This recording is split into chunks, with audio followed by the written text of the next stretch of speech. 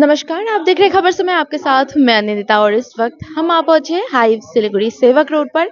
यहाँ पर ऑर्गेनाइज किया गया है सिलीगुड़ी महिला एसोसिएशन द्वारा सबसे पहला एपिसोड स्पीक अप सिलीगुड़ी का। जी हाँ, ये एक ऐसा टॉक शो है जहाँ पर कई सारे समाज के मुद्दों पर बात किया जाएगा और आज पहला एपिसोड है, पहला सीजन और पहले दिन आज यहाँ पर स्पेशल गेस्ट के तौर पर मौजूद है सिलीगुड़ी के बहुत ही रिनाउंड एडवोकेट अत्री शर्मा जी। हम उनसे बात करेंगे, कई सारे मुद्दों पर जो बात उठेंगी हम वो भी आपके साथ जरूर से साझा करेंगे। तो चलिए चलते हैं स्पीक अप सिलीगुड़ी के पहले जो एपिसोड है, पहला जो सीजन है उसका लुत्फ उठाते हैं।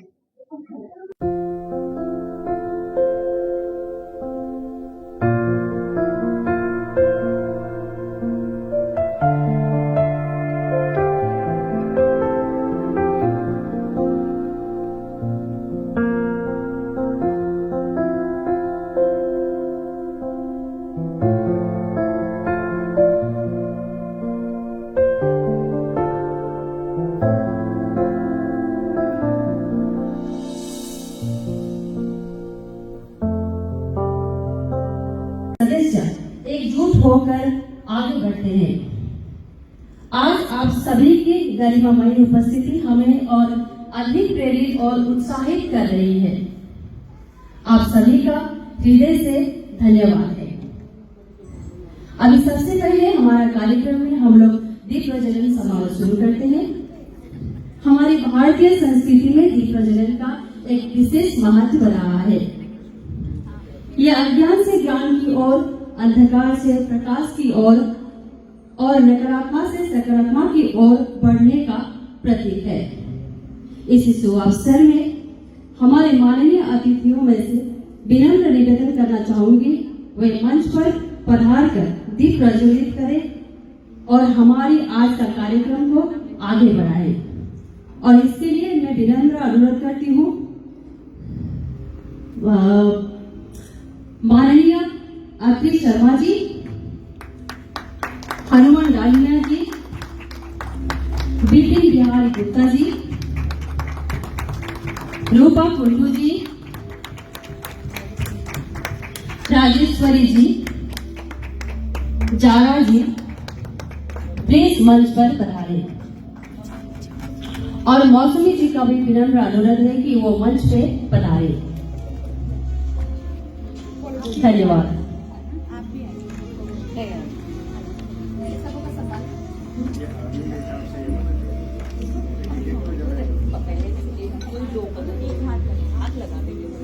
और संजय शर्मा जी को भी हम विनम्र अनुरोध करते हैं कि वह मंच पर पधारें।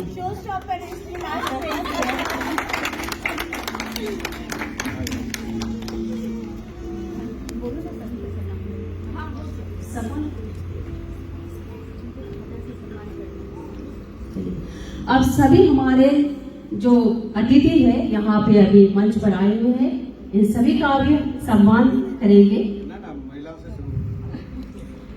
जोरदार तालियों से स्वागत कीजिए हमारे अतिथियों का। तालियां रुकनी नहीं चाहिए।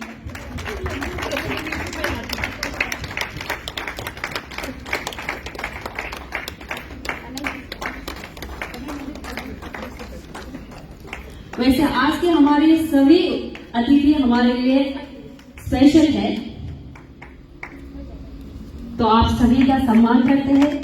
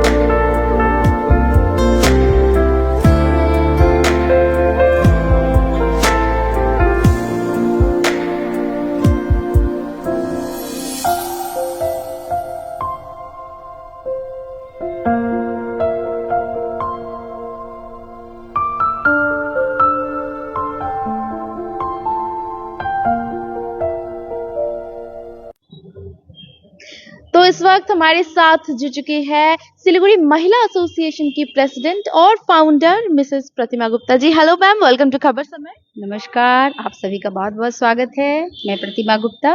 धन्यवाद मैम। तो सबसे पहले आपसे हम पूछेंगे कि ये जो आपने इनिशिएटिव लिया स्पीक अप सिलीगुड़ी सीजन 1, तो ये क्या सोचकर आपने इस प्रोग्राम को होस्ट किया? ऐसा है, अब मेरा 1 साल कंप्लीट हो रहा है हमारी संस्था का, तो हमने सोचा कुछ ऐसा करें, कुछ नया भी हो और सामाजिक मुद्दों को हम एक मंच पे लाएं। तो आज सिलीगुड़ी में बहुत सारी संस्थाएं काम कर रही हैं और बहुत अच्छे काम कर रही हैं। तो किसी के पास प्रॉब्लम है, किसी के पास सॉल्यूशन है, तो इसलिए यहाँ पर हमने मीडिया, सारी संस्थाएं, हमारी संस्था, तो हम प्रॉब्लम के ऊपर भी बात करेंगे, लॉ के संबंधित। जैसे मेरा पहला ये सीजन 1 है, इसमें मैंने एडवोकेट अत्री शर्मा को बुलाया है। एपिसोड 2 आएंगे, उसमें मैं और किसी माननीय स्पीकर साहब को बुलाऊंगी। तो इनसे संबंधित जो भी समस्या सिलीगुड़ी में है, चाहे महिलाओं से संबंधित जो भी समस्या है, जो भी चाहते हैं उनका क्वेश्चन मेरे पास अगर आता है तो उनसे रिलेटेड लोगों को मैं बुलाऊंगी। और सिर्फ समस्या पे नहीं बात होगी, समस्या का सोल्यूशन क्या हो सकता है। अगर मेरे पास समस्या है, उनके पास सोल्यूशन है, तो कंबाइंड करके इसके ऊपर हम वर्क करेंगे। अब हमारी कोशिश तो यही है। हमारे साथ बहुत अच्छे अच्छे लोग जुड़े भी हैं और आज माननीय बहुत सारे गेस्ट आ रहे हैं, बहुत सारी संस्थाएं आ रही हैं और मुझे आशा है कि मेरा ये प्रोग्राम सबों को अच्छा भी लगेगा और सब सहयोग भी करेंगे। जी बिल्कुल बिल्कुल, आपने ये जो इनिशिएटिव लिया सचमुच ये बहुत ही ऐसा कह सकते हैं कि आजकल इस तरीके के प्रोग्राम्स की ज़रूरत है, क्योंकि बहुत से ऐसे मुद्दे हैं, बहुत से ऐसे इवेंट में या फिर बहुत से प्रोग्राम्स में, टॉक शोज में मुद्दों को उठाया जाता है, लेकिन बाद में आगे चल के उस तरीके से कार्य नहीं होता है। तो किस तरीके से आपने सोचा कि आज जिन मुद्दों पर बात होगी आगे चल के उस पर किस तरीके से काम होगा? इसीलिए मैंने आज यहाँ पे कोशिश किया है ज़्यादा से ज़्यादा संस्थाओं को बुलाने का, कुछ बिजनेसमैन, कुछ सामाजिक कार्यकर्ता, क्योंकि जब हम सब कंबाइंड होंगे तभी समस्याएं के ऊपर हम बातें कर पाएंगे। जैसे एडवोकेट सर है, वो भी समस्याओं को समझते हैं, तो हम तो कोई पुलिस ऑफिसर या कोई एडवोकेट नहीं है, लेकिन जब वैसी समस्या आती है जो घरेलू हिंसा है, वहाँ हमें इन लोगों की भी आवश्यकता होती है। तो मैं इन लोगों के साथ मिल के जब काम करूँगी तभी हम काम पे विजय हासिल कर सकते हैं, समस्याओं का समाधान निकाल सकते हैं, क्योंकि संस्थाएं एक लिमिट में अपना काम करती है। तो उस लिमिट को पार करने के लिए मुझे इस तरह के लोगों का, इस तरह का स्पीकअप सिलीगुड़ी करना होगा और उनके साथ मिलकर हमें आगे बढ़ना होगा। बाकी आप लोगों का सहयोग, मीडिया भी आज बहुत अच्छा काम कर रही है, मीडिया भी हमारा सहयोग दी है। संजय जी का बहुत बहुत धन्यवाद, खबर समय का बहुत बहुत धन्यवाद, जो आज हमारे साथ मिलकर वो मेरा इतना प्रोग्राम को सपोर्ट कर रहे हैं। और मुझे आशा है आगे भी इसी तरह करते रहेंगे और हमारा स्पीकअप सिलीगुड़ी विद खबर समय बहुत आगे जाएगा। धन्यवाद। Thank you so much. Thank you. इस वक्त हमारे साथ मौजूद है हमारे चीफ गेस्ट, यानी कि सिलीगुड़ी महिला एसोसिएशन के स्पीक अप सिलीगुड़ी के पहले एपिसोड के chief guest advocate Atri Sharma ji. Hello sir, welcome to Khabar Samay. Thank you. Good evening sir. ये जो स्पीक अप सिलीगुड़ी इनिशिएटिव लिया गया है एसएमए की तरफ से, इसके बारे में क्या कहेंगे आप? एक तो देखिए, आज ये 1 साल पूरा हो रहा है सिलीगुड़ी महिला एसोसिएशन का, और इसी उपलक्ष्य में आज जो इनके मेंबर्स हैं या गेस्ट हैं, सबकी अपनी अपनी कुछ समस्याएं होती हैं जो हर तरीके से कहीं एक्सप्रेस नहीं कर पाते हैं। तो उसके लिए एक मौका मुझे दिया गया है कि मैं उनकी बातों को एड्रेस करूं और अपनी नॉलेज या अपनी ज्ञान के हिसाब से मैं उनकी बातों का संभावित समाधान जो है सजेस्ट करूं। अगर इनसे कि कोई एक व्यक्ति भी लाभान्वित होता है तो मैं आज इस कार्यक्रम को सफल और अपने आप को धन्य मानूंगा। जी बिल्कुल सर, अगर बात करें स्पीक अप सिलीगुड़ी की, तो आज डेब्यू एपिसोड है और पहले ही एपिसोड में आप आए हैं, तो उसके बारे में क्या कहें? इसके लिए मुझे काफ़ी उत्साह है मेरे मन में भी, और ये अपॉर्चुनिटी पहले मुझे देने के लिए मैं इस संस्था और इनके मेंबर्स को धन्यवाद देता हूँ कि इन्होंने मुझे मौका दिया कि मैं इन सबसे जुड़ पाऊँ। और मेरी भी इच्छा रहती है कि मैं समाज के हर तरह के लोगों से मिलूँ, तो ये एक अपॉर्चुनिटी इन्होंने हमारे लिए क्रिएट कर दी है, इसके लिए मैं इनका शुक्रगुजार हूँ। सर, स्पीक अप सिलीगुड़ी में बहुत से मुद्दाओं को उठाया जाएगा, जैसे कि प्रतिमा जी ने भी हमसे कहा, तो इस सब बातों से समाज में क्या क्या फायदे हो सकते हैं या क्या बदलाव ला सकते हैं? देखिए, जहाँ तक जानने की बात है, बहुत लोग बहुत कुछ जानते रहते हैं, फिर भी कुछ एग्जीक्यूट नहीं कर पाते। तो बात सिर्फ नॉलेज की नहीं है। अगर यहाँ किसी को कोई समस्या है या कोई मुद्दा उठता है तो उसमें आज तो मैं सलाह दूंगा ही, और इसमें अगर किसी की मदद करने की बात हुई तो इसके बाद भी संपर्क करेंगे। तो उनके मन में जो डर है तो उसका ध्यान रखते हुए उनकी समस्याओं का ग्राउंड पे समाधान हम ढूंढ पाएं, ये कोशिश भी हमारी रहेगी। धन्यवाद सर। Thank you. तो इस वक्त हमारे साथ रूपा मैम है और साथ में राजश्री मैम भी है। हम उन दोनों से ही बात करेंगे और जानेंगे स्पीक अप सिलीगुड़ी के बारे में उनका क्या राय है। Hello ma'am, welcome to Khabar Samay. Thank you so much.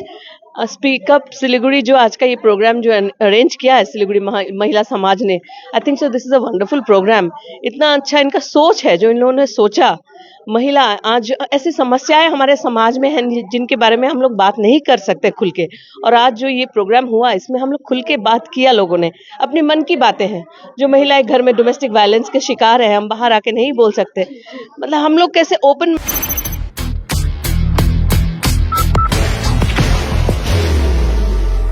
There will only be one insignia. Minded होके आज बात किया और इनका हल हम कैसे मैंने ढूंढ सकते हैं, इन सब के बारे में बात हुआ।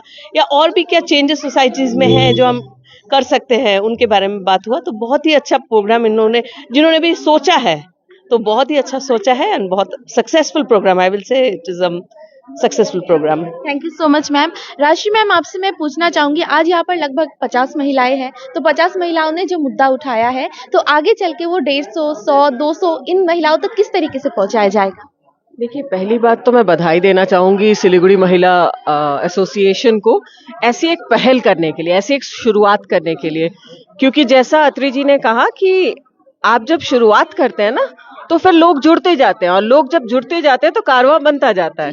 तो आज जो शुरुआत 25-50 से हुई, अगले कुछ सालों में, कुछ महीनों में, कुछ दिनों में आप देखेंगे कि वो 100, 200, 250 और भी बढ़ता ही जा रहा है, क्योंकि आज सबने ये महसूस किया कि यहाँ पे जो भी आलोचना हुई, जो भी डिस्कशंस हुए, जिन मुद्दों पे समाज में या महिलाओं के साथ या बहुत बहुत गहरे मुद्दे यहाँ पे डिस्कस हुए, वो डिस्कशन के साथ हमने ये भी अनुभव किया कि जितनी समस्याएं हैं उनके समाधान भी हैं।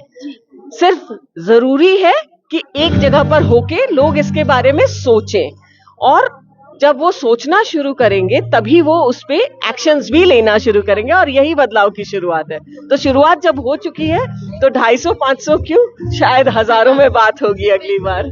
तो मैं मतलब वक्ता जितने अच्छे थे उतनी ही अच्छी संपादिका थी और उतना ही अच्छा एसोसिएशन। बहुत दिल से शुक्रिया कि हमें इस प्रोग्राम का पार्ट बनाया गया, और बहुत ही अच्छा लगा, बहुत ही डिफरेंट, बहुत ही मजबूत और बहुत ही purposeful. Thank you so much ma'am. Thank you ma'am. Welcome. ठीक है, ये कोई कानून की पाठशाला नहीं है, और किसी के मन में कोई सवाल अगर पहले से है तो जाहिर है वो पूछेंगे, और बातचीत करते हुए भी कोई अटपटी सी बात लगे तो मेरा गर्दन पकड़ने के लिए एकदम तैयार रहिए, ताकि बातचीत का एक माहौल बने। मैं तो जो भी कहूँगा सारी बात कानून की कहेंगे तो थोड़ा नीरस सा होगा। अभी तक हमारे जो अनुभूत सत्य है, जो मैंने अभी तक देखा है, जाना है, उनको सबको मिला के मैं इसको जितना पैलेटेबल करना चाहूँ कोशिश करूँगा कि आप तक बात पहुँचे, और आप लोग भी किसी भी बात को पूछने में कोई संकोच नहीं करें। अगर ये क्वेश्चन में नहीं भी आता है, अगर आपकी कोई बात है तो हम लोग उसको कवर करने की कोशिश करें। बिल्कुल बिल्कुल। Thank you. आज हम आपसे सीधी, सच्ची और जरूरी सवाल ही करेंगे, कोई बनावट नहीं होगा, और आपका जवाब भी हम समझते कोई बनावटी नहीं होगा, जो दिल से होगा वही होगा। तो पहला क्वेश्चन है हमारा, आपके अनुसार सिलीगुड़ी में कौन सी ऐसी समस्या है जो जानते तो सब है लेकिन बोलना नहीं चाहते हैं? मतलब आप शहर की समस्या पूछ रही हैं? नहीं, सिलीगुड़ी की सबसे बड़ी समस्या है, शहर की नहीं, समस्या तो जिसके पास जो है उसके लिए सबसे बड़ी समस्या वही है। ये भी सही है। अगर कोई डिफिकल्ट समस्या है और राजश्री जी के पास है तो मुझे क्या पढ़ना। तो हमारी अपनी समस्याएं कुछ सामाजिक समस्याएं ऐसी होती है जो सबकी होती है, लेकिन इस पे कोई बोलना पसंद नहीं करता है। समस्या क्या है कि हम लोग सिलीगुड़ी में रहते हैं, और सिलीगुड़ी से संबंधित समस्याओं को देखेंगे। अगर आप इसी के बहाने बैकुंठपुर के उस पार चली जाएंगी तो वहाँ की समस्याओं का नेचर चेंज हो जाएगा। आप बेंगलोर, दिल्ली चली जाएं तो वहाँ का चेंज हो जाएगा। फिर आप सिंगापुर जाएं तो फिर नज़ारा कुछ और है। तो स्पेसिफिक बात हमें सिलीगुड़ी सेंट्रिक ही करनी चाहिए, और सिलीगुड़ी कभी भी एक प्लांट सिटी नहीं रहा, एक अनप्लांट शहर है और यहाँ रास्ते वही रह गए, गाड़ियाँ सैकड़ों गुना ज़्यादा बढ़ी हैं, पार्किंग की समस्या है, कंस्ट्रक्शन इलीगल वाले भी हैं और कूड़ा कचरा फेंकने की जो व्यवस्था है वो कितनी संतुलित है आप लोगों को पता ही है। हालांकि उस कूड़े के लिए जिम्मेदार तो हम लोग स्वयं ही हैं, लेकिन हमारा ही कचरा हम सोचते हैं कि ये सिर्फ कॉर्पोरेशन ही साफ करेगा, तो जो आदमी संपन्न नहीं है वो कितना गंदा कर लेगा। तो उसका जो लायन शेयर है गंदगी का, वो जो संपन्न लोग हैं उनका ही दिया हुआ है, और फिर हम ही भाषण देते हैं कि सफाई कॉर्पोरेशन से अच्छे से नहीं हो रही है और गंदा पड़ा रहता है। तो ये एक सिस्टमेटिक फेलियर है। हमारे यहाँ नॉर्मली आदत है सबको कि हम रेक्टिफिकेशन मेजर्स लेते हैं, इलीगल कंस्ट्रक्शन नहीं हो इस पर कोई चेष्टा नहीं है, लेकिन जब बन जाता है और हाई कोर्ट से ऑर्डर आने के बाद कॉर्पोरेशन वाले उसको तोड़ के कहते हैं कि हमने देखिए इलीगल था तोड़वा दिया, बनने किसने दिया इसकी जवाबदेही उसी कॉर्पोरेशन की है। तो हम प्रिवेंटिव मेजर्स नहीं करते। आज हमारे यहाँ गाड़ी की इलीगल पार्किंग है, इंक्रोचमेंट है, हमने सड़क के ऊपर दुकान बना दी, तो उसके लिए तो जिम्मेदार हम हैं। तो हमारी की हुई करतूत का रोना है, बाकी तो देखिए प्लान नहीं है तो जहाँ जैसा है वैसे ही चलता रहेगा। और हमारे में सिविक सेंस देखिए, कहीं बाजार में मिलता हो तो मुझे भी बताइएगा। हमारे यहाँ लोगों में सिविक सेंस की बहुत कमी है। हम अपना कचरा अपने फ्लैट के बाहर कर देने के बाद हम उस कचरे को भूल जाते हैं। अब वो कचरा कब निकले कैसे निकले, हमारे यहाँ गेटेड सोसाइटी उतनी परिपक्व नहीं है, हमारे यहाँ मैच्योरिटी नहीं है। तो एक बार कचरा बाहर चला जाए और फिर हम ही मीटिंग में बैठ के बोलते हैं कि यहाँ गंद आती है, दुर्गंध आ रही है, ऐसी आ रही है। तो एक सिविक सेंस होना चाहिए। उम्मीद करता हूँ कि हमारी पीढ़ी में तो अभी आने से रहा, हमारे बाद की पीढ़ी हो सकता है थोड़ी सचेत हो और अपने रहने की जगह थोड़ी साफ करे। एक पुरानी कहावत है ना कि कुत्ता भी कहीं बैठता है तो पूंछ से थोड़ा साफ करके बैठता है, हम वो भी नहीं करते। तो आने वाली पीढ़ी हो सकता है सचेत हो और शायद और अच्छा साफ सुथरा।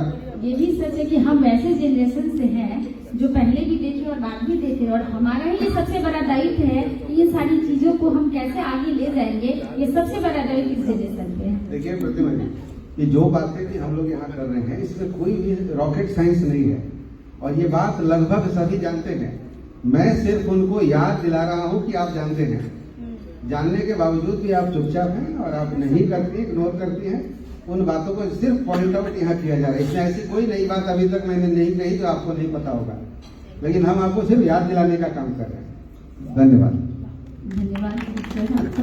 और दूसरा क्वेश्चन में, जैसे महिलाएं यहाँ जुटी हैं तो एक कॉमन सा सवाल है, घरेलू हिंसा आप तो जान ही रहे हैं दिन प्रतिदिन बढ़ता ही जा रहा है। चाहे जितना भी हम बोले वुमेन एम्पावरमेंट की बात हम करते हैं, लेकिन ऐसा कुछ भी नहीं है अभी। तो अब हमें लगता है कि बहुत ज्यादा ही बढ़ रहा है।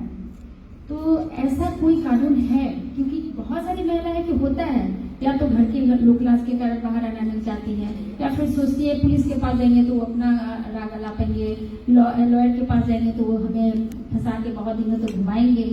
सॉरी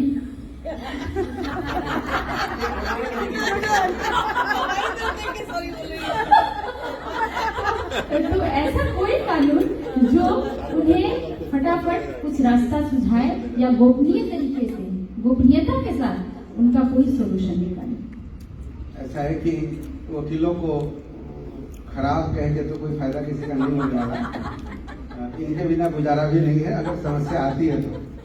अब इसमें अच्छे बुरे हर तरह के लोग हैं और अधिकांशतः झूठ बोल के ही तो मदद करते हैं किसी की। कई लोग आते हैं हमारे पास बता देते हैं कि हमने ये गुनाह किया है, तो गांधी जी जैसे खड़ा हो गया अगर हम कहने जाए कि नहीं ऐसा किया था तो कौन रखेगा।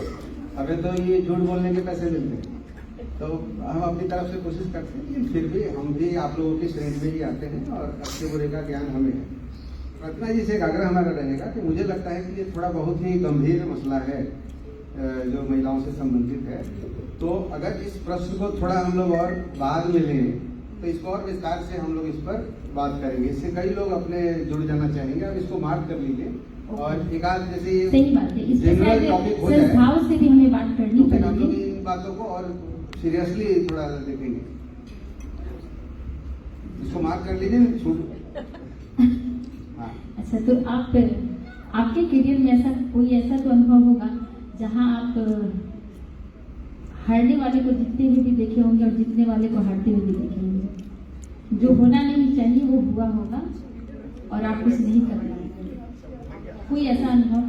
हमारे लिए तो देखिए कुछ करना तभी है जब हमें वो व्यक्ति अपना लॉयर नियुक्त करेगा। ये कोई सोशल काम नहीं है। वो कहीं आया पकड़ के किसी और को रखा, उसका भुगतान उसको करना है, उसने क्या दिया और क्या मिला इसका अंदाजा नहीं है। लेकिन कभी कभी तकलीफ होती है कि जो संपन्न और पावरफुल लोग हैं उनके अपराध में और एक साधारण आदमी के अपराध में अंतर होता है। एक साधारण आदमी किसी भी फ्लोक में या किसी भी इमोशन में कुछ कांड कर देता है जिसके लिए पुलिस उसको पकड़ती है या उस पर मुकदमा दर्ज होता है। लेकिन जो बड़े लोग हैं वो पहले मीटिंग बुला के, लॉयर्स को बुला के, पॉलिटिशियंस को बुला के प्लान करते हैं कि मैं ये अपराध करने वाला हूँ और इसमें कैसी कैसी घटनाएं होंगी और कैसे मेरी जान बच सकती है। ये ऑर्गेनाइज्ड क्राइम है, ये खतरनाक है। तो जब कुछ घटनाएं घटती हैं तो उनके पास आदमी भी होते हैं जो स्वीकार करने के लिए तैयार होते हैं ऑन पेमेंट, ये अपराध मैंने किया है, फलाने साहब ने नहीं किया है। तो ये प्लान करके जब ये होता है और ऐसे गुनाहगार जो इस तरह की प्लानिंग करते हैं जब वो बच जाते हैं तो बहुत तकलीफ होती है इस तरह की घटनाओं से। बाकी तो हर तरह की अच्छी बुरी बात हमारे यहाँ नजर में रहती है। इस पर अब क्या विस्तार से बताएं, बताइए। हमें पता तो रहता है कि सही मायने में किया है कि नहीं।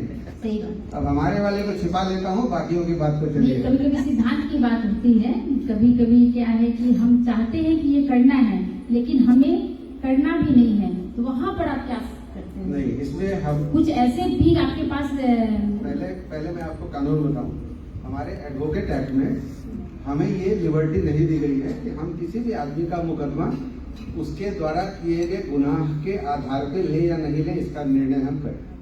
हम किसी को रिफ्यूज नहीं कर सकते और मान लीजिए हम रिफ्यूज करते भी हैं तो अदालत में एक ऐसी व्यवस्था है, लीगल एड की व्यवस्था है। अदालत उनको पूछ के वहां से वकील प्रोवाइड करेगी, तो कोई भी आदमी अनरिप्रेजेंटेड मुकदमे में नहीं रहता है किसी भी हालत में। हमने अपने लिए अपनी कुछ रिजर्वेशन हमने बना के रखी है कि मैं किन किन मुकदमों को नहीं करूंगा या नैतिक होते हुए भी मैं नहीं करता हूं, और कुछ मुकदमे हैं जो मैं निःशुल्क करने की कोशिश करता हूं। ये हमारी अपनी गाइडलाइन है। तो मना करने का तरीका है, हम उनको इस आधार पर मना नहीं करते कि आपने इतना बड़ा गुनाह किया है तो हम आपका नहीं करेंगे। वहाँ भी सफाई से हाथ जोड़ के तो श्याम बाबा टाइप स्टाइल में हम मना करते। सही कहा आपने, क्योंकि कभी कभी गुनाहगार नहीं होते हुए भी उन्हें गुनाह की सजा भुगतनी पड़ती है। तो आपका तो काम ही है पूरी जांच परख करके, क्योंकि सभी आरोपी बन के आते हैं, साबित तो कुछ हुआ नहीं रहता है, और उसके बाद जब इन्वेस्टिगेशन होगी, ट्रायल होगा, फिर पता नहीं हो सकता है निर्दोष भी हो। तो हमारे आने वाले स्टेज में हमें भी ये जज करने का अधिकार नहीं है कि कोई व्यक्ति सच में अपराध किया है या नहीं है। आरोपी जरूर रहता है, बावजूद उसके कुछ हमारे रिजर्वेशन है जिसको हम लोग अवॉइड करने की कोशिश करते हैं, लेकिन अदालत में वो अनरिप्रेजेंटेड नहीं रहता है किसी भी हालत में। अदालत उसको वकील देती है। धन्यवाद। आप नेक्स्ट क्वेश्चन की तरफ चलते हैं। धारा 498 ये उसके साथ आ गया। घरेलू हिंसा के मामले को लेकर समाज में अलग अलग राय है, क्या इसका मिसयूज तो क्या फिर दोनों एक साथ कवर कर दें इसको? हाँ जो आपने कहा वो हाँ, घरेलू हिंसा और उसके बाद हाँ, इसको कवर ही करते हैं। ये मेन आज के समाज का सबसे बड़ा क्वेश्चन है और इसका आंसर पहले होना ही चाहिए। क्या क्या बने? देखिए, घरेलू हिंसा, हिंसा का मतलब आते ही हमें लगता है कि किसी का मार के सिर फोड़ दिया वही हिंसा है, लेकिन कानून में वो हिंसा नहीं है। आप मानसिक रूप से भी किसी को टॉर्चर करते हैं, उसके परिवार में उसकी थोड़ी अवहेलना करते हैं, थोड़ा इग्नोर करते हैं, उसकी मन की बात नहीं करने देते, ये सारी बातें टॉर्चर में ही गिनी जाती है। प्रॉब्लम है कि जब तक सिर नहीं फूटे, खून नहीं दिखे, वो हिंसा नहीं नजर आता है। लेकिन जो घर में परेशान है, जो डोमेस्टिक वायलेंस की बात है, वो हर तरह की बातें डोमेस्टिक वायलेंस में है। हमारे यहाँ की जो मातृशक्ति है वो खुद भी कभी कभी इन चीजों को वायलेंस नहीं मान के बर्दाश्त करने की कोशिश में लगी रहती है। यहाँ थोड़ी जागरूकता की कमी है और थोड़ा सा प्रॉपर गाइडेंस भी यहाँ इन मामलों में नहीं है। कानूनन तो देखिए डोमेस्टिक वायलेंस के लिए एक्ट है, उसमें जो भी पीड़ित व्यक्ति है उसको जो भी प्रताड़ित कर रहा है या डोमेस्टिक वायलेंस कर रहा है उसके पास नहीं जाए, उससे नहीं मिले, उनको राइट टू रेसिडेंस, उनको रहने की उनकी व्यवस्था हो, उनके मेंटेनेंस का खर्चा, या उनका अगर बच्चा है तो बच्चे की कस्टडी, इन चीज़ों को दिलाने के लिए डोमेस्टिक वायलेंस के लिए अलग कानून है जो महिलाओं के पक्ष में बना है। लेकिन कानून अपने आप तो कुछ नहीं कर सकता, आपको सारी सुविधाएं तो अवेल करनी पड़ेगी। तो यहाँ थोड़ी सी कमी है। प्रॉब्लम है कि उनकी भी गलती नहीं है जो इस तरह से डोमेस्टिक वायलेंस की विक्टिम हैं, लेकिन उनको ये बातें समझ में नहीं आती कि हम कितना करें, ये रिश्ता बचा के रखना है कि रिश्ता खत्म हो जाएगा, अगर ये खत्म हो जाता है तो मैं जाके कहाँ रहूँगी, कैसे अपने बच्चे का सर्वाइवल होगा। और अगर खुद अर्न नहीं करती हुई महिला हैं तब तो देखिए दुर्भाग्यपूर्ण स्थिति उनकी हमेशा रहती है। तो इन चीज़ों पर एक अजीब सी असमंजस वाली स्थिति है। ये हमारे जनरेशन की जो पढ़ी लिखी महिलाएं हैं उनमें भी ये बात शामिल है, तुरंत वहां से निकल के आना नहीं है। बाहर की भागदौड़ अब नहीं तोड़ेगा आपके घर का सुकून। SBM गोल्ड UPVC विंडोज, आपके घर का सुकून। आने वाली जो पीढ़ी आ रही है, हो सकता है इस बारे में थोड़ी सी ज्यादा ही ड्रास्टिकली डिसीजन लेने वाली पीढ़ियां दिख रही हों, लेकिन हम लोग इन चीजों पर हैं। साथ ही इन्होंने 498 मुकदमे की बात की थी। ये दहेज के लिए प्रताड़ित करने का कानून है और इसमें कई लोग कहते रहते हैं कि ये झूठा मुकदमा भी किया जाता है। तो ऐसा नहीं है कि कभी झूठा मुकदमा नहीं हुआ हो। इस तरह के मुकदमा होते हैं तो किसी न किसी लॉयर साहब का ही कंट्रीब्यूशन होता है कि उसमें उसकी बुआ, ताई, चाची, मामी सबका नाम डाल देते हैं ताकि परिवार पर प्रेशर बने कि कॉम्प्रोमाइज किया जा सके। लेकिन बावजूद उसके समझिए 80-90% जो मुकदमे हैं वो जेन्युइन है। और ये मैं कह रहा हूँ कि ये 10% भी रिपोर्टेड केसेस नहीं है। बाकी सब घुटती हुई अपने परिवार में महिलाएं रह जाती हैं। बर्दाश्त करने की उनकी आदत जो है वो इस बात को उभरने नहीं देती और उनको लगता है कि अब इतना जीवन बीत गया तो थोड़ा सा और कटना है, क्यों झमेला करें, तो इसमें छूट जाता है। लेकिन इनकी नीयत पर संदेह नहीं करें। जितनी डोमेस्टिक वायलेंस की बातें हमारी नजर में है उससे सैकड़ों गुना ज्यादा समस्याएं हैं। शहरों में भी हैं, गांव की तो आप बात ही मत करिए। उनको तो डोली में भेजा है अर्थी में लौटने के लिए, तो उनकी तो वापस आने की कोई गुंजाइश नहीं है। लेकिन बावजूद उसके सबको हमें हमारी तरफ से सचेत करने की जरूरत है और अपने गिरेबान में सबको झांकने की जरूरत है। दूसरे की तरफ उंगली उठाना तो बहुत आसान है। देखिए, आप अपने परिवार में हर आदमी अगर अपना अपना परिवार ठीक कर ले तो समाज तो परिवार से बनता है। आज आप ये प्रण लें कि मैं अपने परिवार में तो कम से कम किसी की भी भावनाओं की कद्र करूंगी या करूंगा, और हम कोशिश करेंगे कि हमारा परिवार डोमेस्टिक वायलेंस से मुक्त रहे। तो यहीं से एक शुरुआत हो, आगे देखा जाएगा कि आप कहाँ तक लगा पाते हैं। धन्यवाद। ऐसा है कि जैसा कि देखने को मिलता है, हम एक परिवार में 4 महिला हो या 4 पुरुष महिला जो भी हो, उनके ही विचार को मिलाना बड़ा मुश्किल होता है। तो कहने को तो हम कह देते हैं कि ऐसा करना चाहिए, वैसे करना चाहिए, सबों के विचारों को आगे लेके चलना चाहिए, लेकिन ऐसा कुछ होता नहीं है। धरातल पर ऐसा मुझे लगता है कि कहीं होता नहीं है। और ये जो प्रॉब्लम्स है महिलाओं की घर घर में देखी जाती है, वो इतना किसी की अगर ड्रग्स एडिक्शन जेंट्स या कोई पुरुष अगर नशे में है तो उनकी बीवियों को कितना सहना पड़ता है, इतना सहना पड़ता है कि मैं खुद अपने नजरों से बहुत ऐसी महिलाओं को जानती हूँ। और या फिर उनके बेटे हैं ड्रग्स एडिक्ट हैं, अब वो माएँ घर में जो काम करके अपना पैसा अर्जन कर रही वो भी मजबूर, क्योंकि वो तो माँ है, उन्हें तो कोई तो सोल्यूशन चाहिए। लेकिन क्या हम संस्थाएं सर या फिर जो भी यहाँ बिजनेसमैन बैठे, हम मिलकर एक छोटा सा एक ऐसा संस्था उनको बोलिए, एक ऐसा कमेटी नहीं बना सकते जहाँ वे समस्या चुपके से आके अपना शेयर करें? क्योंकि परिवार एक बार टूटता है तो वो फिर नहीं जुड़ता है। और कहीं नहीं कि औरत के अंदर एक यही झिझक है कि अगर हम एक बार मैंने पैर निकाले तो फिर घर में वापस नहीं आएंगे, और अगर बच्चे हैं तो फिर और मजबूर है। और यही कारण है कि वो मजबूरी में ना वो बाहर निकलती है या अंदर में वो मारी जाए या मर जाए, ये दोनों चीज आते हैं। तो इसके लिए क्या हम सबों का दायित्व नहीं है कि हम एक ऐसी कमेटी का निर्माण करें? और सर से तो मैं कहूंगी कि आप अगर पहल करेंगे तो शायद संस्थाएं, हमारे बिजनेसमैन सभी आएंगे। देखिए, ये 150 करोड़ का भारत है और इसमें 80% बिलो पॉवर्टी लाइन के हैं। आर्थिक स्थिति सबकी बहुत खराब है और उसके बाद इसका जो मेजर हिस्सा है वो मिडिल क्लास का है और सब अपने जीवन को जीने में व्यस्त हैं। दिखावा ज्यादा हो गया है, शाम को चूल्हा जले नहीं जले, बाहर टिप टॉप सब कुछ नजर आना चाहिए।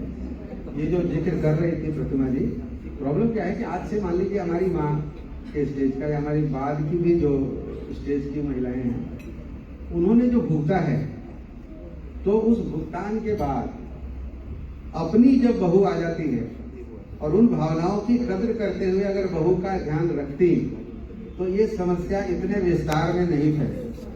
उनको क्या है कि उनको ये लगता है कि हमने अपने समय में भुगता है, तो फिर वो मजा मुझे भी लेना है और सामने वाले को भी। हाँ, हम ये तो ये रैगिंग ट्रेडिशन है। तो महिला सशक्त हो, घर की महिलाएं अगर बोल्ड हो और इन सब चीजों को डिसीजन लेंगे तो ये जल्दी होगा, वरना मर्द थोड़े पलायनवादी होते हैं। वो घर के झगड़े में ये माँ और वाइफ के बीच में पड़ना नहीं चाहते और दोनों में लड़के जो जीत जाएगा उनके साथ तो रहते हैं। तो इनके भुलावे में मत आइए, ये साइड कभी नहीं लेंगे। ये माँ के सामने माँ की जैसी बात करेंगे और बीवी को कहेंगे कि और कितने दिन है। तो अब ये कितने दिन का मतलब ये हो गया कि इस जाने के बाद वो चंडी रूप तुम धारण कर लेना और आने वाली पीढ़ी पर चढ़ाई कर दो। तो इस तरह की बात है, ये मर्दों के भरोसे ये समस्याएं खत्म नहीं होंगी। और जहाँ तक सोसाइटी के लिए काम करने की बात है, हमें कहीं से भी अपने आसपास शुरुआत करनी चाहिए। कोई बड़ा दायरा चुन लेंगे तो फेल हो जाएगा। आप अपने आसपास जो दिखता है उतना करते रहें और उम्मीद करें कि कुछ और लोग जुड़ेंगे और अपने अपने इलाके में काम करते रहेंगे। कहीं न कहीं अपने इलाके की सफाई हम गंदगी की करें, दूसरे अपनी भी करते रहेंगे। ये काम तो शुरू हो कहीं से, उसमें हमारा अगर कोई सहयोग है, हम तो ऐसे भी करते रहते हैं। लेकिन अगर आपको लगता है कि मेरी कोई आवश्यकता है तो मैं उपलब्ध रहूंगा, इसमें कोई सर के सहयोग के लिए एक बहुत बड़ी तालियां होनी चाहिए, ताकि महिलाएं और सर हमारे सहयोग करते हैं और करते रहेंगे और हम भी हिम्मत करके इनके पास जाते रहेंगे। तो आगे का एक क्वेश्चन है, क्या भारत में धार्मिक सहिष्णुता पहले की तुलना में कम हो रही है? नहीं, बावजूद जो राजनीति के कारण जो धार्मिक असहिष्णुता आपको दिख रही है, इसका प्रचार ज्यादा हो गया है। हम इतनी विडंबनाओं के बावजूद, इतने मंदिर मस्जिद टूटने के बावजूद, बांग्लादेश में किसी खास जाति के लोगों को मारने के बावजूद, ईरान, इराक, दुबई की समस्याओं के बावजूद, भारत एक धर्म सहिष्णु देश है। मेजॉरिटी के जो लोग हैं वो इन पचड़ों में पड़ना नहीं चाहते हैं। लेकिन एक राजनीति एक ऐसी चीज हमारे यहाँ डाल दी गई है जिसने पूरा ही बखेड़ा खड़ा कर रखा है और अपने अपने स्वार्थ में खास धर्मों का प्रचार ये लोग करके हम लोगों को बेवकूफ बनाते हैं। अगर हम इन बातों पर ध्यान नहीं दें तो इसमें हमारा फायदा है, वरना ये हमारा तो जो बंटाधार करना है ये करके रहेंगे। धार्मिक सहिष्णुता को लेकर कोई समस्या नहीं है, लेकिन हमें उकसाया जाता है और हमें फिर कभी कभी लगने भी लगता है कि शायद गड़बड़ हो रहा है हमारे साथ। लेकिन हम इन चीजों को ध्यान नहीं देके अपने हमारे सारे भगवान हमारे मन में है, हमारे दिल में है। इससे ज्यादा बाहर निकालना हो तो अपने घर के मंदिर में भगवान को रखिए, घर से बाहर भगवान को मत लाइए और सब भगवान के प्रति आप श्रद्धा रखें। और भगवान के होने पर भी मैं सवाल तो नहीं उठा रहा, लेकिन इतना मिसमैनेज वर्ल्ड है। अगर ये भगवान का बनाया हुआ है तो बहुत ही काबिल आदमी तो देखिए नहीं है। उन पर उतनी आस्था रखते हुए झंझट मत करिए, अपने आप पर भरोसा रखिए, अपना काम करने की कोशिश करिए। जितने देखिए खराब बेईमान लोग हैं, फॉर्च्यूनर में घूम रहे हैं, सोने की चेन, बॉडीगार्ड लगा हुआ है, ईमानदार आदमी झोला लेके खड़ा है, खादी का कपड़ा पहने हुए, पता नहीं भगवान ने उनको क्या दिया उनकी ईमानदारी का। तो हम लोग भगवान के झंझट में नहीं थे, अपनी आस्था है उनको मान के। कोई नहीं रहेगा तो अपने भगवान को गार्जियन मानते हुए अपना काम आप कर लीजिए, लेकिन हमारा भगवान तुम्हारा भगवान मत करिए। कई लोगों ने तो अपने भगवान पैदा कर लिए हैं, हमने बचपन में उनका नाम ही नहीं सुना। ये बाबोसा और क्या क्या नाम से कई भगवान नहीं आ गए, उनको लगा कि यार तुम हमको नहीं पूछ रहे हो, हम अपना बना लेंगे नया। तो बना लीजिए एक नया भगवान, उसमें दिक्कत नहीं है। लेकिन हमारा अच्छा और तुम्हारा खराब, इस नीति से भगवान को मत टानिए। बेचारे ऐसे ही बहुत परेशान हैं अपने क्रिएशन से। सही बोले, और मैं क्या बोलूं, आज की परिस्थितियां तो ये दिख ही रही हैं। और मुझे नहीं, आप बताइए ना कि इतने सारे धर्म हैं, अब भगवान मान लीजिए ऊपर बैठे हैं और हमारे भगवान है, दूसरों के भी भगवान है। अब वो कैसे डिमार्केट करके अपने अपने भक्तों को आइडेंटिफाई करते होंगे, अरे ये वाला तो मेरा है, ये तो हिंदू है। अब इनके बीच में एक मुसलमान फंसा हुआ है, अब कैसे उसकी भलाई करेंगे। एक आदमी गांव में भूकंप आ गया कहीं, उसमें हिंदू भी मरे, मुसलमान भी मरे, क्रिश्चियन भी मरे, इसमें कौन से भगवान ने किसको बचा लिया? इसलिए मुझे तो लगता है कि सभी को पहले इंसान बनना होगा। सबसे पहले हम एक इंसान बने, फिर तो भगवान खुद ही आ जाएंगे हमारे पास। अगर सच में कोई है भी तो एक ही है, कोई गुड्डू, पप्पू, बबलू, किसी अलग अलग नाम से जैसे व्यक्ति को बुलाते हैं, भगवान को भी अलग अलग नाम से लोग बुलाते रहे होंगे। देखिएगा घूम फिर के धार्मिक ग्रंथ जो है सब है। दूसरी बात यह है कि जितने भी ये ग्रंथ हैं, आप थोड़ा सा सोचिए इस पर, ये सब 1500-2000 साल पहले के लिखे हुए हैं।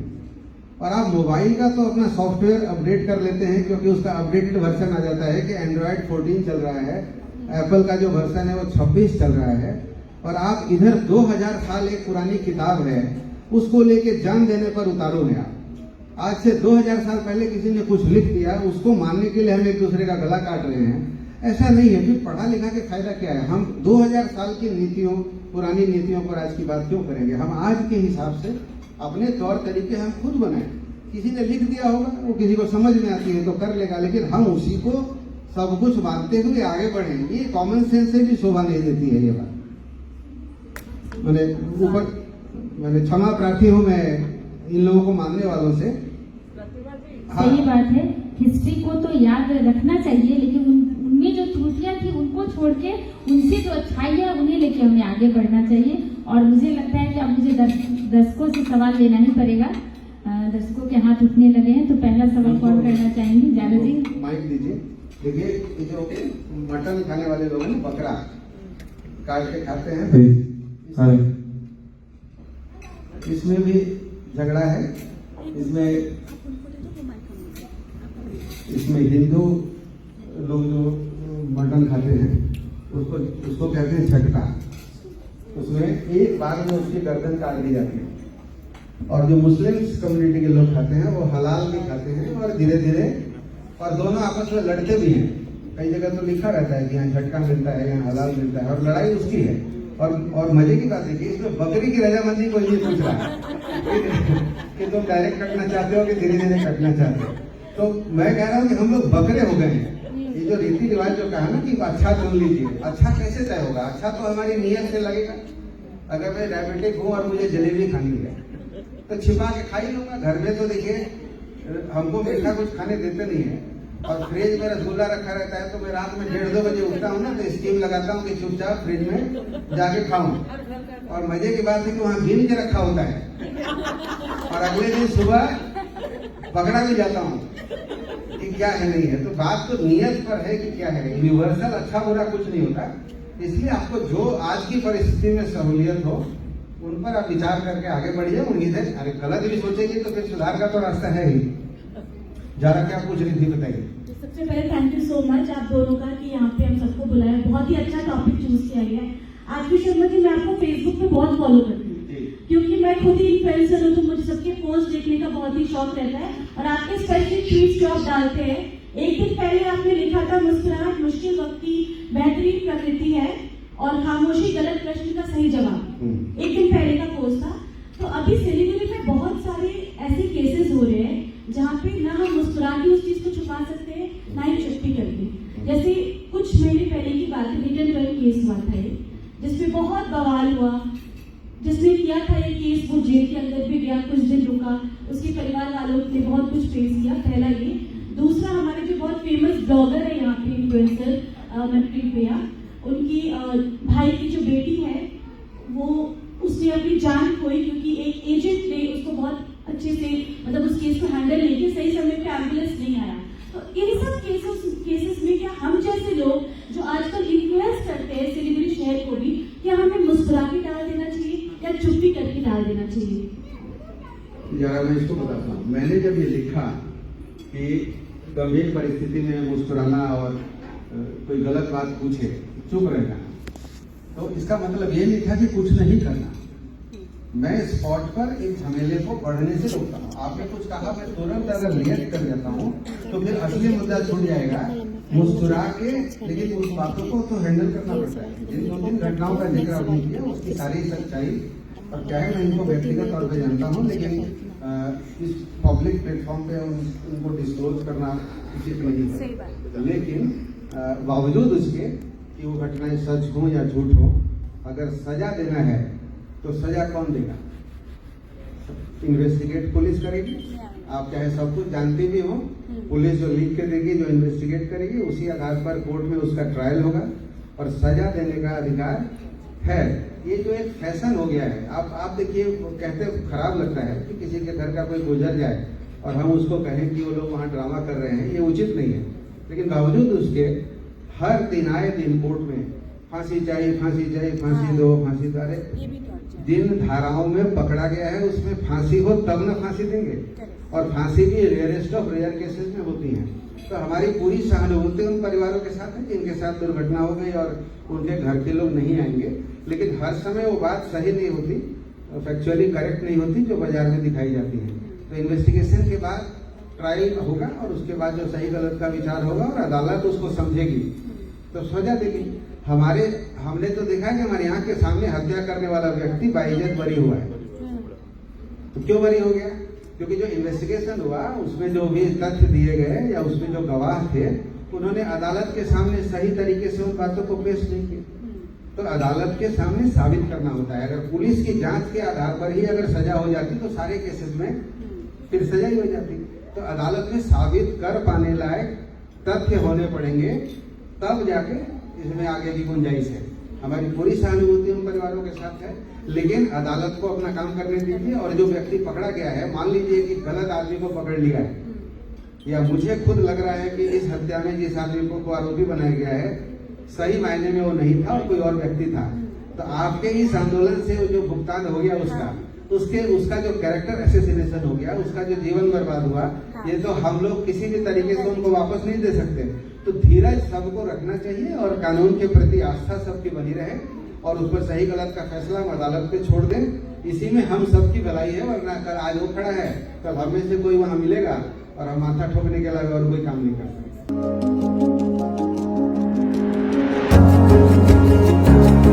मनोकामना हॉस्पिटल, इस्कॉन मंदिर रोड, सेवक रोड, सिलीगुड़ी।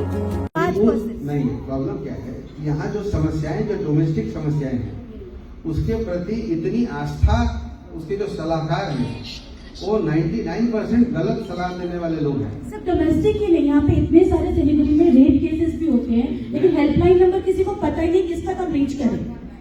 रेप का जो जिक्र आप कर रही है, ये भी आजकल कितना डोमेस्टिकली बढ़ा हुआ है, इसका अंदाजा आपको नहीं है, रिपोर्टेड नहीं होती है। मैं कह रहा हूँ कि जो भी पीड़ित है, चाहे जिस समस्या से हो, उनका उसके प्रति आस्था तो होना पड़ेगा कि सलाह मांगने के लिए जाए, क्योंकि भरोसा तो हो कि नहीं ठीक है ये पायलट हमारी गाड़ी चला लेगा, तो ये नहीं है। और गलत सलाह मिलता है, फिर हम प्रोफेशनली मोटिवेट होके सलाह दे देते हैं जब, तो उससे क्या है कि उनका फिर नुकसान का ध्यान हमें नहीं रहता।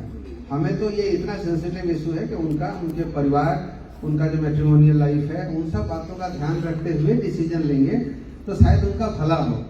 हम अपने प्रोफेशन का ध्यान रखते हुए मुकदमा लेने की हड़बड़ी में उनको गलत सलाह दे देंगे तो आगे से लोग नहीं आएंगे सलाह लेने के लिए। तो हेल्पलाइन लाइन भी सरकार ने सैकड़ों हेल्पलाइन खोल रखी है, लेकिन आधे टाइम में कोई उठाता नहीं है। और उठाने के बाद भी वहाँ काबिल लोग नहीं बैठे हैं, तो उतनी भरोसा, उनके प्रति आस्था नहीं होने के कारण नंबर जानते हैं भी किसी की इच्छा नहीं होती है फोन करने की।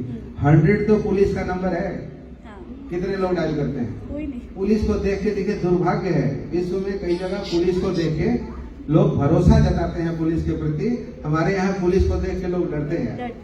पुलिस हमारे लिए बनी है, बावजूद रेपुटेशन कितना गिरा हुआ है, बिना पुलिस के हमारा गुजारा है नहीं, लेकिन बावजूद हम पुलिस को देखते हैं तो 10 मीटर की दूरी बना के रखते हैं कि कौन जमीले में जाएगा। तो ये है समस्या, इसको उम्मीद करता हूँ कि धीरे धीरे रेक्टिफाई होगा। ठीक है, अगर महिलाएं पहुंचती है ना तो संभव नहीं होता है कभी कभी। जैसे इन्होंने बोला कि ये एक समस्या है, तो वहां जाकर के पूछना बताना, और आपने जवाब दिया कि उसके लिए तो फिर ये पॉसिबल नहीं हो पा रहा है। तो कभी कभी ऐसा होता है ना,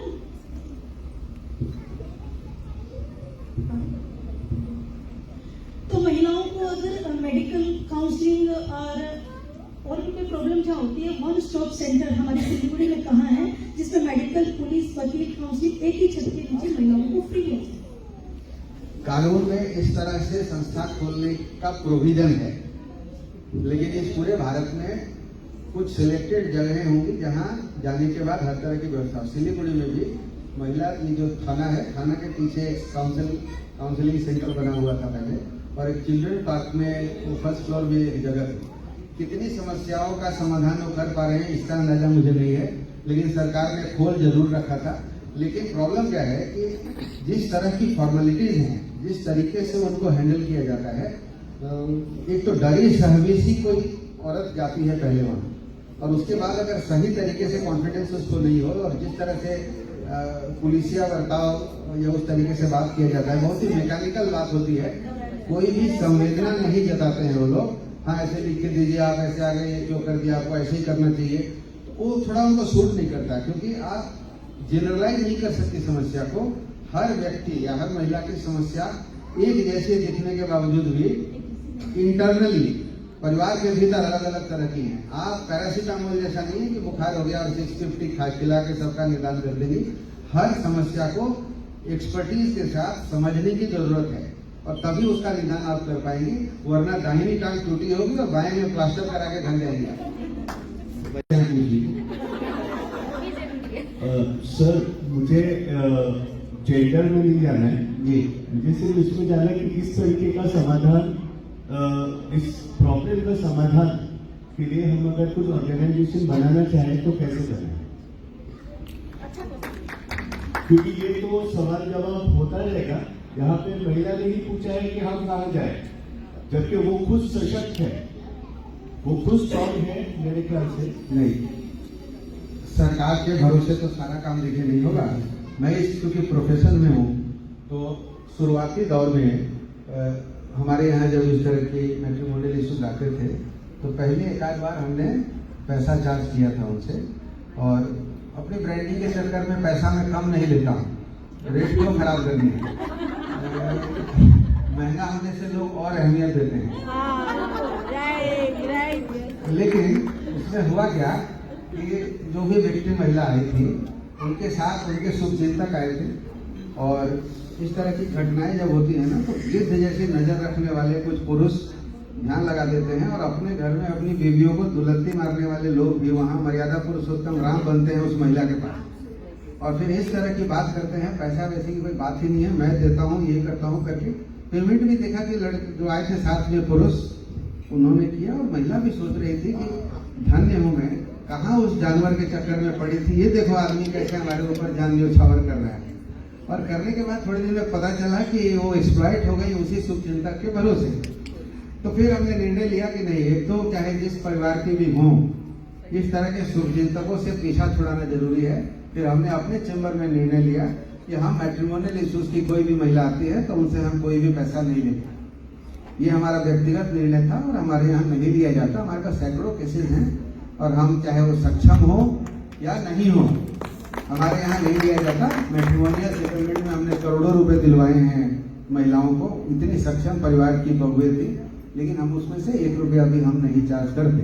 तो देवांशु ने जो बात पूछी थी, ये आज सांगठनिक रूप से आप प्रयास कर सकते हैं, उस पर कितनी बात आगे बढ़ेगी नहीं बढ़ेगी नहीं पता। आप व्यक्तिगत तौर पर आपके आसपास देखिए, और इस तरह की अगर कोई बात आपको दिखती है तो आप हमारे पास सही कि आपको जो भी आपको योग्य व्यक्ति लगता है उन तक उन बातों को पहुंचा के उनकी मदद करने की शुरू करें। लोग आते जाएंगे और कारवा बनता जाएगा।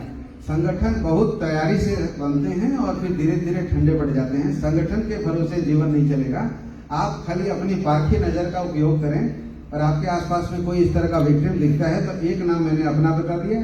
आपको कोई और भी योग्य व्यक्ति दिखता हो जो आपकी नजर में अच्छा हो तो आप उनके पास ले जाके उनकी मदद करने की कोशिश हम लोग करें एक दूसरे की। आप संगठन छोड़ दीजिए, अपने करिए, लोग आएंगे और फिर भीड़ बढ़ती जाएगी और मदद करने वालों की संख्या भी बढ़ेगी। पूछे जाते हैं, मैंने एक चीज रियलाइज किया है, जो हम लोग बोल रहे हैं आज डोमेस्टिक वायलेंस के बारे में बात कर रहे हैं।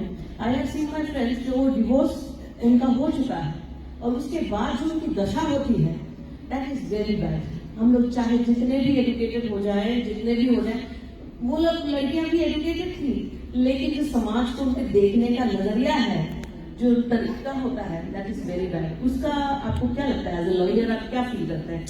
नहीं, इसमें आदमी के रूप में, इंसान के रूप में फील करने की बात है, इसमें लॉयर क्या करेगा? नहीं, इसमें मैं आपसे पूछ रही हूँ। नहीं, मैं आ रहा हूँ।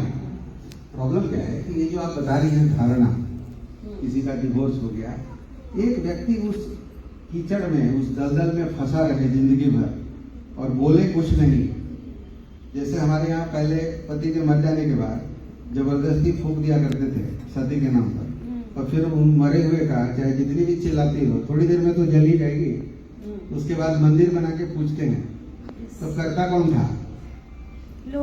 मर्द लोग ही मोस्टली करते थे, और वो कुछ महिलाओं को मिला के चलते हैं ताकि ये नहीं लगे कि हम पार्शियल हैं, ये दिखाने के लिए कि हम औरतों का सम्मान करते हैं। इसीलिए तो हमारे यहाँ कुमारी पूजा होती है। जितनी बड़ी बड़ी मिनिस्ट्रीज हैं सब हमने महिला देवियों को दे रखा है, और हम ठीक उसका उल्टा आचरण करते हैं। तो डिवोर्स तो पहले जो भी था आज उतनी गंदी नजर से नहीं देखा जा रहा है, फिर भी कैरेक्टर पर बात जरूर आपस में पुरुष तो करते हैं। पुरुष के लिए एक अपॉर्चुनिटी क्रिएट हो जाती है और महिलाएं थोड़ा सा उसको दूसरी नजर से देखने की कोशिश करती हैं। लेकिन ये हमारे जो सी ग्रेड के शहर हैं यहाँ ज्यादा है। आप मेट्रोपॉलिटन सिटीज में जब जाएंगे ना, वहाँ ये सब बातें आज उतनी मायने नहीं रख रही हैं। ये नई जनरेशन के सामने हम लोगों की पीढ़ी तक ये बातें टैबू के रूप में हैं, लेकिन फिर भी जिनको लगता है कि हमारा दम घुट रहा है इस संसार में, चाहे जितना बढ़िया भी परिवार हो, आप अगर सुखी नहीं है तो फिर उसका कोई मायने नहीं रखता। आपके पास कितनी बड़ी गाड़ी है, कितना बड़ा पैसा है, अगर आपको सुख नहीं दे रहा है तो फिर वो फायदा आपका नहीं है। फिर अपने सुख की बात चिंता करते हुए आप निकलती हैं। तो जीवन यही है, पता नहीं आने वाले समय में पुनर्जन्म होगा कि नहीं। इंसान का जीवन मिला है, इस जीवन को अपने तरीके से जी लेने में जो फायदा है वो दम घुटा के फॉर्च्यूनर में घूमने में नहीं है। Thank you. और मेरे को जो कल हमने एक न्यूज पढ़ी थी ना, 15 साल से वो वैलिड हो गई है मैरिज के लिए, ऐसा कुछ मैंने एक छोटा सा आर्टिकल पढ़ा था। तो लड़कियों को कैसे ये सब चीजों से बचाया जाए, लव जिहाद एंड जो भी है, मैं इसके लिए कुछ चाहती हूँ। जितनी औरतें हम बैठी हैं, अगर हम अपनी बच्चियों को बचा पाए तो फ्यूचर सिक्योर हो जाएगा। एक तो देखिए हमारे देश का जो कानून है वो 18 वर्ष की आयु में महिला को शादी करने की इजाजत देता है और लड़के को देता है 21 साल का। तो कानून भी मानता है कि मर्द थोड़े मंद बुद्धि होते हैं। महिला जो ताकत 18 वर्ष की उम्र में ले पाती है तो मर्द को मिलते मिलते 21 साल लग जाते हैं। ठीक है, जहाँ तक गर्म प्रदेश में हम लोग रहते हैं, 18 वर्ष 21 वर्ष चाहे आप जो भी कह दीजिए, बच्चियों का शारीरिक विकास थोड़ा अर्ली हो जाता है। और जिस तरह का कोई एजुकेशन है या समाज में एक साथ आना जाना, जिस तरह का ओपन कल्चर हो गया है, वहाँ वो मिलती जुलती हैं। तो आजकल तो पहले क्या है, नाम से आपने जैसे लव जिहाद कहा, तो पहले तो कास्ट वाइज नाम से समझ में आ जाता था। अभी तो हर जात के लोगों का नाम गुड्डू, बबलू, चिंटू, पप्पू है। आप नाम से तो समझ ही नहीं पाएंगे कि किसी और का है। पहले तो कादिर भाई हुआ करते थे, अभी उनका नाम गुड्डू है। अब गुड्डू गुड्डू बबलू बबलू में परिचय हो गया। बाद में अभी शादी के बाद पता चला कि अरे ये तो कुछ और है। अब उसको आप जैसे लोग लव जिहाद बोलने के लिए तैयार हैं। लव करने के लिए चिट्ठी थोड़ी किसी ने दी थी। अपना दिमाग अगर आप खुला नहीं करेंगे तो फिर जो भी बच्ची है, अगर वो थोड़ी सी परिपक्व नहीं है तो इस तरह के चंगुल में फंस जाएगी। तो हमारी जिम्मेदारी बनती है कि हम हमारे घर के बच्चे बच्चियों को सही तरीके से सिखा दें। हमारा सारा वक्त ये कमीना मोबाइल खा जाता है, हमें फुर्सत नहीं है और हम उल्टे बच्चों को दे देते हैं कि तुम भी बिजी रहो, हम तो हैं ही। तो एक संस्कार देने की बात है। संस्कार का कोई फिक्स डेफिनेशन नहीं है। आपके परिवार को जो बातें सूट करती हैं उसको ही संस्कार बना के अपने बच्चों को बढ़ाएं ताकि इन गुड्डू बबलुओं से बचा जा सके। Thank you. और संस्था से जुड़ी हुई मैं एक सोशल एक्टिविस्ट हूँ, लेकिन आजकल सोशल एक्टिविस्ट बोलने में भी थोड़ा सा कन्फ्यूज होते हैं, क्योंकि इसको भी लोग बहुत फायदा उठा लेते हैं, झूठा फायदा। मतलब हर चीज में अभी एक पर्दा के पीछे क्या है, सामने क्या है, वो तो दूसरा बात होता है। अब जैसे हम लोग इधर बात कर रहे हैं कि हम लोग कोई एसोसिएशन ऐसे बनाए, लेकिन मेरा पर्सनल ओपिनियन है कि हम लोग दशभुजा है। कोई भी लेडी दशभुजा होता है। हमारा एक ग्रुप, जैसे मेरा ग्रुप का पर्सनल, मैंने तीन ऐसे केसेस हैंडल किया। उत्तरायण में एक केसेस ऐसा था, रुचि शर्मा, जिन्होंने अपना इन-लॉज को 1.5 साल तक बहुत ज्यादा उन्होंने प्रॉब्लम क्रिएट करके रखे थे। हमने 2 बार उनके घर में विजिट किया। अब रुचि शर्मा उस बांग्लोर से हट गया क्योंकि उनको उसका हस्बैंड से रिलेशनशिप में ज्यादा इंटरेस्ट नहीं था। उनका ज्यादा इंटरेस्ट था उनका किसी के पर्सनल हम नहीं बोले, मतलब हम ये बोले कि देखिए, अगर हम लोग अपना अपने एरिया में ऐसे अवेयरनेस कर सकते हैं ना, तो हम लोगों को हो सकता है कि हम लोगों को कोई ऑफिशियल ग्रुप ना भी बनाए तो भी हम लोग समाज के लिए कुछ काम कर सकते हैं। मेरा यही ओपिनियन है। ठीक है, आपने एक तो बात कही सोशल प्रॉब्लम क्या है, संस्थाएं जब काम करती हैं तो उनको पैसे की जरूरत पड़ती है। अपनी तरफ से सब लोग कोशिश तो जरूर करते हैं, फिर कभी कभी लगता है कि कुछ लोगों से लिया जाए। शरीफ आदमियों के पास तुलनात्मक रूप से कम पैसा है, तो अनैतिक तरीके से जो लोग काम करते हैं, जिनका बैकग्राउंड ठीक नहीं है, उनके पास पैसा है और वो बुला के लिए पैसा देने के लिए तैयार रहते हैं। लेकिन प्रॉब्लम क्या है कि वो स्मगलर हैं, गुंडा हैं, बदमाश हैं, तो अब उनका नाम तो नीचे स्पॉन्सर के रूप में नाम लिख के नीचे गुंडा तो नहीं लिख सकती, अच्छा नहीं लगेगा। तो ऐसे में सोशल एक्टिविस्ट या सोशल वर्कर लिख दिया जाता है, और इसीलिए आजकल हम लोग अपना नाम सोशल वर्कर के रूप में नहीं देना चाहते, क्योंकि अधिकांशतः सोशल वर्कर के रूप में बेकार के लोग इसमें हैं। तो ये रहा संस्था बनाने की यहाँ बात है, बनाइए ना, कोई दिक्कत तो है नहीं, आप मदद करिए।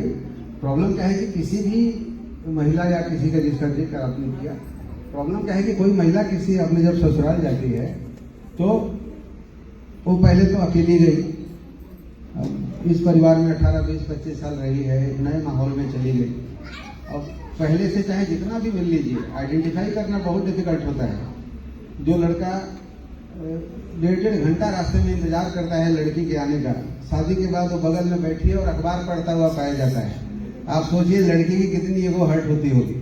तो उस माहौल में वो अपने आप को धीरे धीरे एडजस्ट करती है वहाँ जाके। अब उसके बाद कोई समस्या होती है, फिर वो क्या है, घर में समय नहीं देते, बाहर निकल गए, व्यस्तता बताते रहते हैं। लड़कों का काम ही है घर के बाहर जाके कमा के ले आना। अब उसका सदुपयोग करते हुए उसी में वो खो भी जाते हैं, मीटिंग का बहाना बना के कुछ और भी करते हैं। तो किसको पता है, आप तो हर समय ट्रेस नहीं कर सकते। तो इसके बाद धीरे धीरे समस्याएं शुरू होती हैं, और उसके बाद पहले तो परिवार लड़की के बगल में खड़ा होकर मैनेज करने की कोशिश करता है। वो एक्चुअली लड़की के साथ रहता नहीं है, वो चाहता है कि बात आउट ऑफ प्रोपोर्शन इन्फ्लेट नहीं हो, तो उसके बगल में खड़ा होकर थोड़ी मीठी मीठी बात करते हुए समझाता है कि लोग लड़के ऐसा करते हैं, धीरे धीरे ठीक हो जाएगा, ये होगा।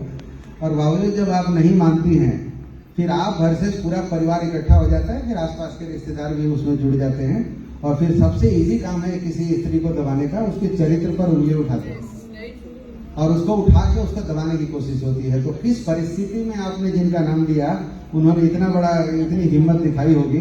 ये दोनों पक्ष का बात सुने बिना हम जजमेंटल नहीं हो, कम से कम किसी एक का तो इलाज किसी ने किया है, देखा जाएगा। सही गलत पर निर्णय हम नहीं लेते हैं।